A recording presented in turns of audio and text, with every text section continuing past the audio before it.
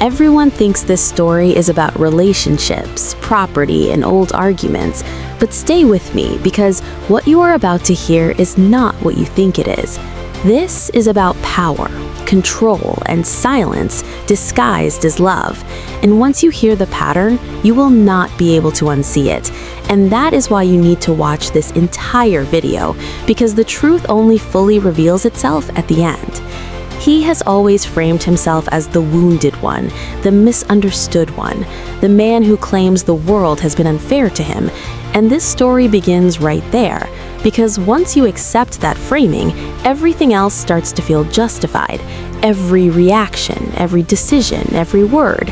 And the audience is slowly guided into seeing events through that lens, where criticism becomes cruelty and accountability becomes attack. And then quietly, almost casually, a new phrase enters the narrative: shy and pretty. And at first it sounds harmless, almost affectionate, until it keeps repeating and repeating and repeating, until it stops sounding like praise and starts sounding like a rule. And this is where the tension hooks in, because rules are never neutral, especially when they are not spoken directly, but implied through comparison. And what makes it unsettling is not just the words themselves, but the timing of when they are said. After years of partnership, after shared history, after children, after sacrifices. And suddenly, the message is that the problem was never behavior or conflict or circumstances, but personality. That confidence was the flaw, that speaking up was the mistake, and that silence, obedience, and softness are the ideal. And once that idea settles in, everything else begins to rearrange itself. The past gets rewritten, the present gets reframed, and the future gets narrowed.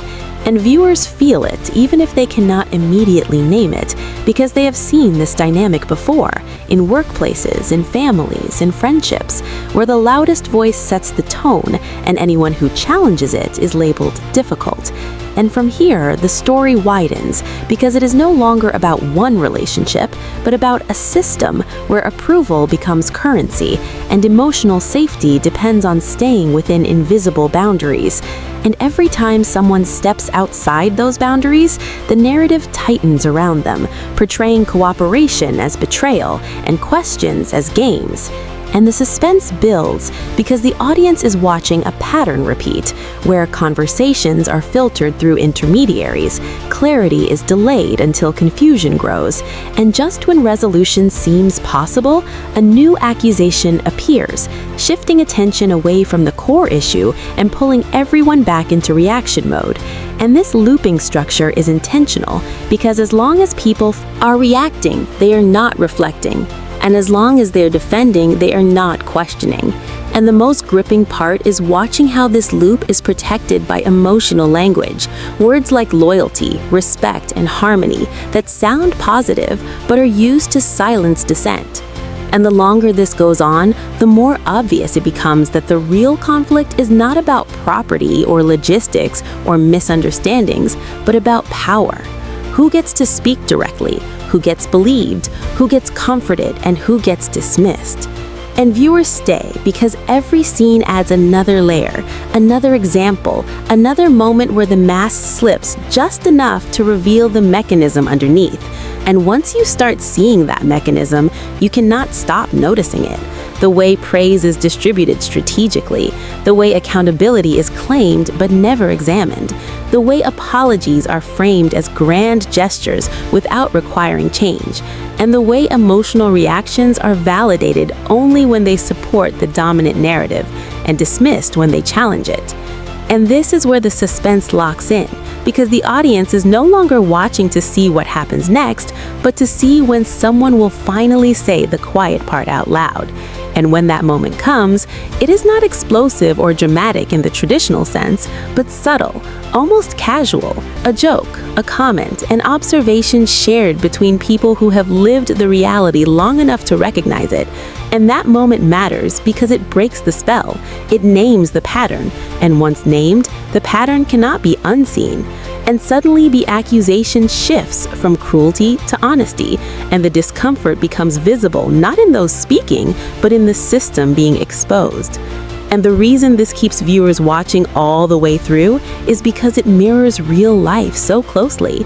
The slow erosion of voice, the quiet rewards for compliance, the unspoken punishments for independence, and the constant pressure to perform gratitude even when needs are unmet. And as the narrative continues, the audience begins to understand that what is being labeled as games or pettiness is actually resistance, and what is being praised as devotion is actually strategy. And the tension comes from watching how long the system can hold once its foundation has been cracked. Because every time someone speaks honestly, it forces a response, and every response reveals more than intended. And by the end of this first part, the viewer is left with a sense of unease, not because of any single event, but because of the accumulated weight of all of them, and the realization that this story was never really about who was shy or pretty or agreeable, but about who was allowed to be fully human and who was expected to shrink to keep the peace. And that question lingers, pulling the audience forward, because once you see that dynamic, you start asking where else it exists, and whether silence has ever been mistaken for harmony in your own life. And that is the hook that keeps them watching, because this is no longer just someone else's story, it is a mirror, and mirrors are hard to look away from. As the story continues, the pressure intensifies, because once a pattern is recognized, every interaction starts to feel loaded. Every smile, every compliment, every accusation carries double meaning, and the audience senses that the real conflict is no longer hidden beneath logistics or miscommunication, but sitting openly in the way power is exercised and protected. And what makes this stage so compelling is that nothing overtly dramatic has to happen for the tension to rise, because the tension is already embedded in the imbalance itself. And the more one person insists on being the final authority while denying that authority exists, the more unstable the structure becomes. And viewers begin to notice how often decisions are framed as collective, while outcomes consistently favor one perspective, and how often empathy flows in one direction while accountability flows in none. And this imbalance creates a quiet anxiety that keeps the audience locked in, because they are waiting for the inevitable moment when denial can no longer hold. And what deepens that suspense is watching how emotional language is used to soften control. Words like peace, unity, and respect are repeated until they lose meaning and become tools rather than values. And anyone who questions that transformation is portrayed as disruptive rather than discerning. And this reversal is critical because it flips responsibility away from the system and onto the individuals harmed by it. And the audience can feel the unfairness even when it is not explicitly stated, because the emotional math no longer adds up. And as conversations unfold, we see how requests for clarity are reframed as hostility, and how boundaries are interpreted as rejection, and how the refusal to comply is treated as proof of disloyalty. And the loop tightens again, because the more someone defends themselves, the more they appear guilty within a narrative designed to punish resistance. And this is where the suspense becomes almost unbearable, because viewers know that the truth is close, but not yet fully acknowledged. And every scene feels like it might be the one where the mask finally drops completely. And what keeps them watching is not just curiosity, but a sense of justice. The hope that honesty will eventually outweigh comfort, and that silence will no longer be rewarded over truth. And the narrative toys with that hope by offering moments of apparent resolution, promises of reflection, claims of growth. But each time, those moments dissolve under scrutiny, because words are not matched by behavior, and accountability is declared rather than demonstrated. And the audience feels that disconnect deeply, because it mirrors experiences they have lived, where apologies were offered without change and acknowledgement was given without repair. And this emotional familiarity strengthens engagement, because viewers are not passive observers. They are emotionally invested in seeing whether this cycle can finally break. And as more voices begin to speak with quiet confidence rather than reactive emotion, the power dynamic starts to shift subtly, not through confrontation, but through clarity. And that shift is dangerous to a system built on control because clarity removes confusion, and confusion has been the greatest shield. And the tension now lies in watching how that system responds. Will it adapt? Will it double down? Will it attempt to discredit those who speak plainly? And each response reveals more than the last, because defensiveness exposes insecurity, and repetition exposes lack of substance. And by this point, the audience understands that the narrative of being wronged has been used as armor, protecting against self-examination.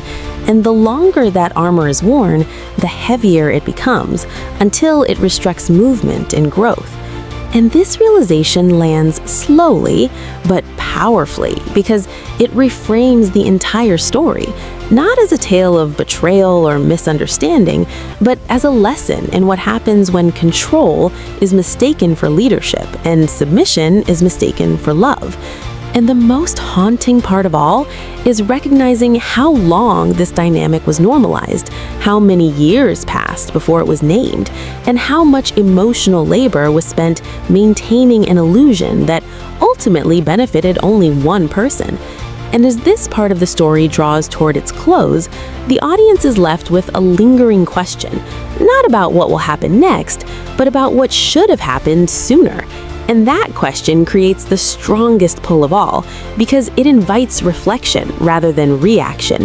And once reflection begins, the story no longer belongs only to the people on screen.